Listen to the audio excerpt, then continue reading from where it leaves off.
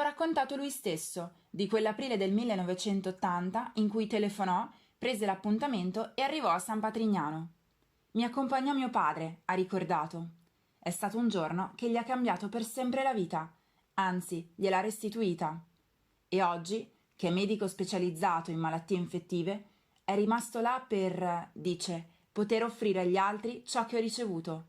E dal suo punto di osservazione avverte noi adulti. Ci sono nuove dipendenze e colpiscono a età sempre più basse. Antonio Boschini, responsabile sanitario, Comunità di San Patrignano.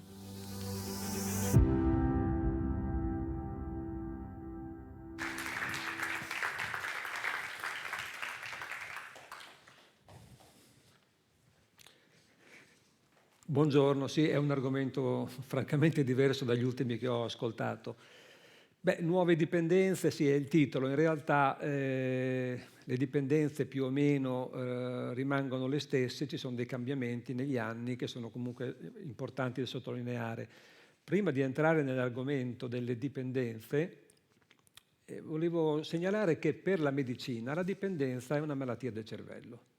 Quindi è una malattia né più né meno come un'altra malattia mentale, purtroppo viene considerata una malattia cronica e quindi ha esito piuttosto infausto, in cui le persone che hanno dipendenze poi difficilmente guariscono e tendono a ricadere in questo tipo di problematiche. Fortunatamente, più recentemente, una nuova definizione di una società scientifica americana accetta il fatto che al di là del fatto biologico ci sono comunque fattori psicosociali e ambientali agendo sui quali si possono riuscire a salvare, a guarire persone con dipendenze. Io non mi aspettavo che nella mia presentazione ci fosse sintetizzata la mia storia, ma effettivamente è una delle migliaia di conferme che la dipendenza è una malattia da cui si può assolutamente guarire. E la cosa paradossale è che non si guarisce mai per effetto di un farmaco, ma si guarisce solo e unicamente lavorando nell'area, in altre aree dell'individuo, cioè non sui neuroni, non sui neurotrasmettitori, ma si agisce a livello psicologico, a livello spirituale, a livello educativo, assolutamente non si guarisce usando delle medicine. Io parlerò di dipendenze da sostanze che possono essere legali come l'alcol o illegali. Esiste poi un'ampia gamma di altre dipendenze, forse le nuove dipendenze in cui si accennava nel titolo, che sono dipendenze comportamentali e che continuano a crescere perché molti dei nostri comportamenti vengono classificati a volte a ragione e a volte torto come dipendenze. Però la dipendenza non nasce come malattia ab inizio. La cosa interessante è che, per quanto riguarda le sostanze, la dipendenza nasce sempre con una fase iniziale di sperimentazione e questa sperimentazione avviene sempre, assolutamente, durante gli anni dell'adolescenza. Quindi gli anni critici in cui una persona sviluppa questo problema, che è una vera e propria schiavitù, sono nell'adolescenza, quindi gli interventi di tipo preventivo vanno assolutamente identificati e attuati, nei primi anni dell'adolescenza. Un'altra cosa importante è che non tutte le persone progrediscono fino ad arrivare alla dipendenza grave, in cui effettivamente esistono anche delle componenti biologiche, chimiche, Ci sono dei vari stadi intermedi e non necessariamente una persona passa allo stadio successivo. Quindi ci sono dei fattori che vanno identificati che in qualche modo possono proteggere alcune persone nella fase che inizia dalla sperimentazione alla fase che poi diventa quella della malattia vera e propria, che è la dipendenza. Ad esempio, io adesso qui ho portato dei dati, non di tutti quanti, abbiamo avuto 26.000 ospiti a San Patrignano in questi 40 anni di attività, ho portato soltanto i dati così più recenti, ho scelto così, da quando la comunità ha riaperto dopo il lockdown. Quindi sono dati degli ultimi 2 anni e mezzo, relativi quasi a 1.200 persone, e ho fatto le medie di quello che era il comportamento rispetto alle sostanze delle persone che venivano accolte. E c'è proprio una storia che è quasi uguale per tutti. Purtroppo io non considero è una dipendenza la sigaretta, ma non la considero una droga, perché non altera la percezione della realtà. comunque chiaramente si comincia sempre con la sigaretta, poi non necessariamente chi fuma le sigarette passa alla cannabis, alcuni passano alla cannabis. L'età media della cannabis è intorno a 15 anni, poi queste persone che usano cannabis spesso purtroppo aggiungono anche un abuso diciamo smodato di alcol ai fini diciamo così, di perdere il controllo durante le feste, le discoteche eccetera, circa un anno dopo. Poi abbiamo una fase che ci sono queste droghe sintetiche e anche qui ci sono molte nuove droghe, ma non intendo diciamo, soffermarmi su questo argomento, e poi diciamo, verso i 19 anni, quindi non più nell'adolescenza, ma nella prima età adulta, in genere, in media, si passa all'uso di quelle droghe che vengono definite pesanti.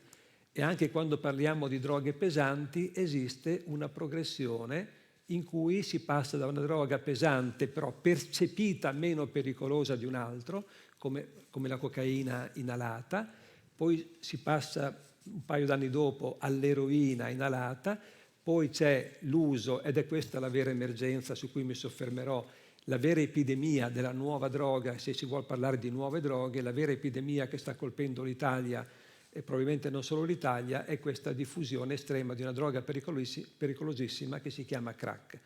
Poi alcune persone, ma non tutte, usano siringhe e in alcune persone l'uso di alcol diventa una vera e propria dipendenza. Però, diciamo, perché le persone, cioè se fosse un problema, come dice la medicina, come dicono le neuroscienze, che sono le droghe stesse che vanno a inquinare il cervello in maniera tale che le normali fonti di gratificazione per noi non sono più sufficienti, abbiamo bisogno di altro, se fosse così chiunque che sperimenta le droghe ne diventerebbe nel tempo dipendente. In realtà non è così. E quindi è molto importante, anche ai fini delle cure delle dipendenze, capire per quale motivo alcune persone dalla sperimentazione procedono alla dipendenza vera e propria. Allora, io ho provato a mettere 4, diciamo, gruppi di cause. Cause culturali, questo per me è molto importante, perché la nostra società è una società in cui il dolore viene considerato di per sé una malattia. Io mi ricordo quando studiavo medicina più di 40 anni fa, il dolore mi veniva spiegato che è un qualcosa di utile, perché è un sintomo che ci aiuta a capire qualcosa che non va a livello fisico o a livello psicologico. E quindi è un qualcosa che va riconosciuto, studiato, approfondito e ovviamente poi portare alla diagnosi. Oggi come oggi, nella cultura nostra occidentale in particolare, il dolore è di per sé una malattia, sia il dolore fisico che il dolore psicologico. A causa di questa deformazione culturale, negli Stati Uniti da 20 anni a questa parte c'è stata una diffusione estrema di farmaci analgesici a base oppioide che ha provocato una vera e propria epidemia di cui ancora l'America subisce le conseguenze. Noi abbiamo ogni anno negli Stati Uniti più di 100.000 morti per overdose, che è un numero, credo che sia la prima o seconda causa di morte nelle persone, diciamo, di quella fascia di età. Quindi il problema del dolore è molto importante. Poi vabbè, ovviamente ci sono delle cause anche ambientali. Chiaro che una persona, un adolescente che nasce in un quartiere in cui non c'è verde, in cui non c'è la palestra, in cui non c'è niente, non c'è la biblioteca, non ci sono associazioni culturali, è chiaro che quell'adolescente non ha alternative, non c'è niente che gli potrà dare una gratificazione, diciamo, di tipo naturale, e quindi più facilmente quell'adolescente sarà vittima di gratificazioni chimiche che sono esattamente le droghe. E poi certamente ci sono anche delle caratteristiche, nel senso che non tutte le droghe danno ugualmente dipendenza. Qui ho riassunto sempre su questo gruppo di persone entrato dopo il lockdown il rapporto fra la sperimentazione di una sostanza e il rischio di diventarne dipendenti. Praticamente, diciamo, su 100 persone che avevano fumato la cannabis, 8% ne diventava dipendente, che più o meno corrisponde ai dati dell'OMS che dice che la cannabis provoca dipendenza nel 10% delle persone che la utilizzano. L'alcol è veramente un qualcosa di molto pericoloso, ovviamente se usato al fine di alterare la propria stato mentale. Le droghe chimiche, sintetiche, quelle che si usano in discoteca, nei rave party, sono molto pericolose perché sono molto tossiche per il cervello, ma non producono molta dipendenza. La cosa che volevo sottolineare, appunto, e tornando sul discorso del crack, è come il crack sia la droga in assoluto che provoca più dipendenza tra quelle che noi vediamo. È la prima causa di richiesta di aiuto alla nostra comunità, ma anche nelle altre comunità. Praticamente il crack è un derivato della cocaina che però invece che essere inalata viene fumata e produce una dipendenza molto molto intensa. E quindi le persone che consumano crack spesso tornano nel circuito della delinquenza, nel circuito della prostituzione, eccetera, eccetera.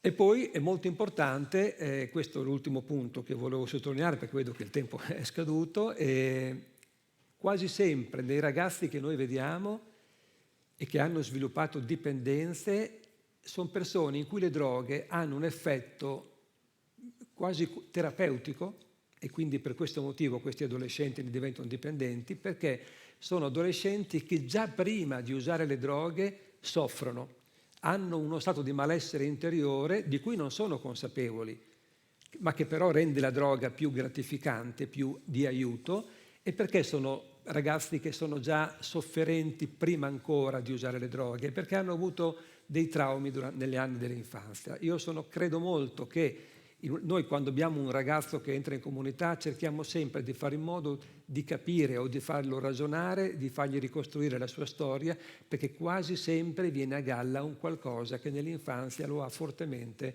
traumatizzato. Quindi sono, diciamo, le Adverse Childhood Experience secondo l'OMS, sono quelle che ho qui indicato, non le sto a leggere perché il tempo è finito. Vi dico soltanto che sempre in questa casistica delle persone vedete che un quarto dei ragazzi entrati aveva il padre a sua volta dipendente da alcol o da droghe. E il 40% erano, diciamo, figli di coppie che si erano separate, ma non separate normalmente, separate dopo una forte conflittualità intrafamiliare. 6% erano adottati, il 10% non conosceva il padre e poi 8 e 4% avevano genitori a loro volta con patologie psichiatriche. E poi gli abusi sessuali. Noi non chiediamo l'ingresso sulla cose, diciamo così, molto personali, però molto spesso i ragazzi dopo 1 anno o 2 anni che sono in comunità raccontano di avere subito durante l'infanzia abusi in ambito familiare o extrafamiliare. Vedete che se noi andiamo a una casistica un po' più precedente, tra il 2014 e il 2018, abbiamo addirittura un 30% delle femmine e un 7% dei maschi che avevano subito veri e propri abusi sessuali durante l'età, diciamo, non dell'adolescenza, ma precedente l'adolescenza.